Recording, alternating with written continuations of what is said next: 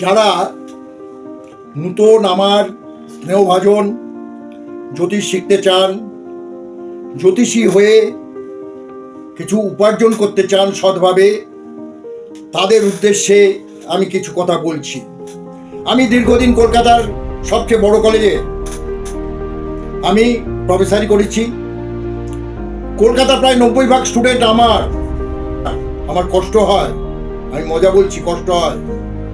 80% হয়ে গেছে চিটিংবাজ, আর 10% এখনো ভদ্রভাবে করছে। যারা ভদ্রভাবে করছে তাদের রুজির তফাৎ কোনো পার্থক্য হয় না, তারা পায়। আমার সবচেয়ে কষ্ট হয় কোথায় জানেন? ডিপ্লোমা পাশ করলো মোটে, 12টার 80 কিভাবে হলো জানলো না।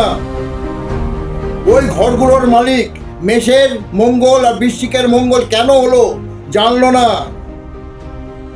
বৃষের এবং তুলার শুক্র কেন জায়গা পেল জানলো না। তারা পরবর্তীকালে হয়ে গেল কি তান্ত্রিক। বাবা তান্ত্রিক, সব অ্যাকশনের রিয়াকশন আছে, সব ফেরত পাবি। যারা এই সব কুকর্ম করছে তাদের ফেরত পেতে হবে।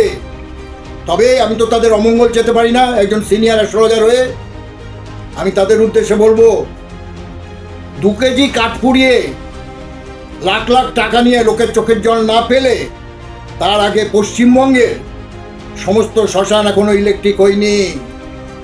ওই শ্মশানগুলোতে এখনো কিন্তু কাঠে আমাদের দেহকে পোড়ানো হয়, দাহ করানো হয়।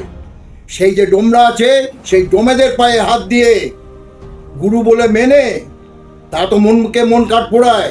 আমি 2 কেজির থেকে 5 কেজি, 5 কেজির থেকে 10 কেজি, অন্তত 50-এর বেশি কেউ যায় না। আমি দীর্ঘদিন বিভিন্ন শ্মশানে আমি কাজ করেছি, দেখেছি। তা সুতরাং তাদের পায়ে হাত দিয়ে গুরু বলে মেনে নিয়ে তাদের কাছ থেকে কী করে কাঠটা সাজাতে হয় আর অগ্নি প্রজ্বলন কিভাবে করতে হয় একটু শিখে আসুন। শিখে এসে তন্ত্র করবেন। কারণ এটা বলার আমার একটাই কারণ, সব অ্যাকশনের একটা রিয়াকশান আছে।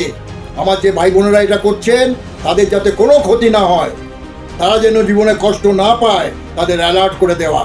বন্ধু করবেন না, ছেলে খেলা করবেন না সেই শাস্ত্র নিয়ে। এই শাস্ত্র হচ্ছে আমাদের সনাতন শাস্ত্র এবং অনেক পুরনো শাস্ত্র। এই শাস্ত্রের উপর নির্ভর করে অনেক শাস্ত্র তৈরি হয়েছে। আজকে বিজ্ঞানও আমাদের স্বীকৃতি দিচ্ছে যে জ্যোতিষ বলে একটা জিনিস আছে, যা নাকি ভবিষ্যৎ বলতে পারে। সঠিক পথে চলুন। আমার ইউটিউবগুলো পরপর দেব, শিক্ষামূলক দেব, সেইগুলো নোট করুন। যদি কোনো অসুবিধা হয় আমার ফোন নাম্বার থাকবে, আমাকে ফোন করবেন, আমি তার সদুত্তর দেব। সুন্দরভাবে শিখুন। সবাই ভালো থাকুন। সর্বে সুখিনো ভবন্তু, সর্বে সন্তু নিরাময়, সর্বে ভদ্রাণি পশ্যন্তু, মা কশ্চিৎ দুঃখ ভাবো ভবেৎ। ভালো থাকবেন, সুস্থ থাকবেন, এটাই আমার কাম্য। নমস্কার।